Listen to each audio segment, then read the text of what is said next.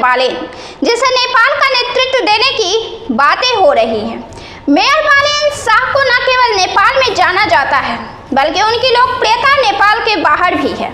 नेपाल से बाहर विदेशों में काम करने वाले नेपाली भी मेयर बालेन शाह का नाम लेते हैं। मेयर बालेन के चर्चा होने के पीछे का सच यह है कि वे बेहद ही साधारण पृष्ठभूमि से ताल्लुकात रखते हैं और नेपाल के राजनीतिक पार्टियों को टक्कर देने की क्षमता रखते हैं। उन्होंने टक्कर देकर अपना स्थान बनाया था। साल 2022 का साल था जब वे मेयर चुनाव में 61,767 वोट हासिल किया था, जबकि कांग्रेस की सृजना सिंह को 38,341 वोट मिला था। वे निर्दलीय जीत हासिल की थी।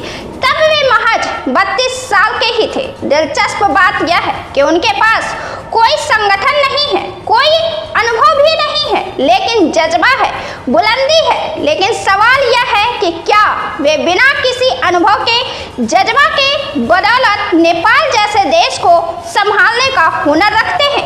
सत्ता के खिलाफ बालेन ने जमकर बोला है। बालेन ने एक बार कहा था कि सिंह दरबार में आग लगा देंगे, और पॉइंट वाली बात यही है कि परेशान भीड़ इस तरह के बयानों से काफी आकर्षित होती है। आज सिंह दरबार आग के बाद तबाह हो चुका है और जेनजी आंदोलन करने वाले युवा अब काफी दुखी होकर यह कह रहे हैं कि उनके आंदोलन को हाईजैक कर लिया गया। अनुभव कहता है कि कई बार भीड़ से नेतृत्व तो पैदा होता है, लेकिन उनके पास संगठन का अभाव और विचारधारा का अभाव होता है, और भीड़ के आगे आने से जो नेतृत्व पैदा होता है उससे बहुत परिवर्तन की उम्मीद नहीं की जा सकती है। यह खतरे से खाली नहीं होता है। हर आंदोलन को एक नेतृत्व की आवश्यकता होती है। बिना नेतृत्व के आंदोलन नहीं हो सकता है और उसका परिणाम विनाशकारी ही होता है। अब तक इतिहास इसका साक्षी रहा है, लेकिन नेपाल ने इसे साबित कर दिया है। जो कुछ इस 2 दिन में हुआ वह नेपाल को बर्बाद कर चुका है, तबाह कर चुका है। बालेन का जन्म काठमांडू के नेवाड़ी इलाके में हुआ है। उनको लोकप्रियता इंटरनेट से मिली है।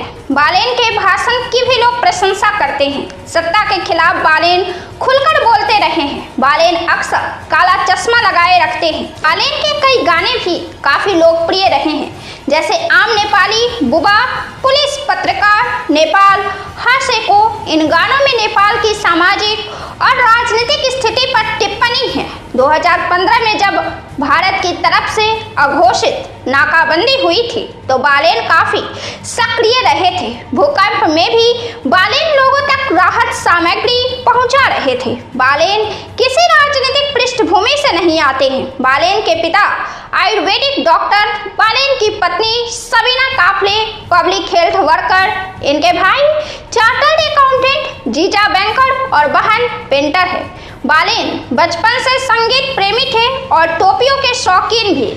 इनकी पहचान structural engineer, rapper, actor, music producer, गीतकार और एक कवि की रही है। बालेन शाह ने सिविल इंजीनियरिंग की पढ़ाई काठमांडू के white house institute of technology से की है और मास्टर्स की degree structural engineering of Karnataka के Visvesvaraya national institute of technology से की है।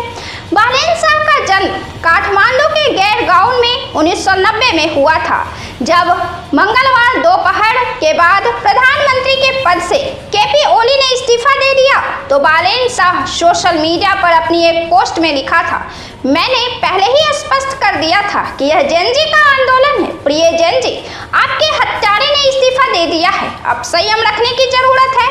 देश की संपत्ति का नुकसान हमारी संपत्ति का नुकसान है। अब आपकी पीढ़ी देश का नेतृत्व करेगी, इसके लिए तैयार रहिए। सेना प्रमुख के साथ वार्ता के लिए तैयार रहिए, लेकिन याद रखिए वार्ता से पहले संसद का विघटन जरूरी है। 2017 में नेपाल के स्थानीय चुनाव पर बालेन शाह ने अपने फेसबुक पेज पर लिखा था, मैं आज वोट नहीं करूंगा, मैं उम्मीदवार नहीं हूं, मैं सिविल इंजीनियरिंग में ग्रेजुएट हूं और स्ट्रक्चरल इंजीनियरिंग में मास्टर्स कर रहा हूं। मुझे पता है कि कैसे एक देश को संवारा जाता है। मैं अपना वोट अगले चुनाव में खुद को दूंगा।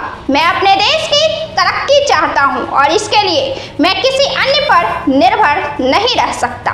इस तरह के बयानों से बालेन ने खूब लोकप्रियता हासिल की और अब इस आंदोलन में मेयर के पद से इस्तीफा देकर नेपाल के नेतृत्व किए जाने के लिए बालेन को आगे आने की मांग तेज थी। नेपाल के नौजवान बालेन को दूसरी भूमिका में देखना चाहते हैं।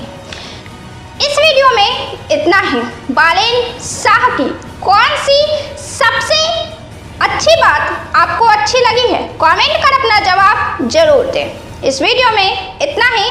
बहुत बहुत धन्यवाद।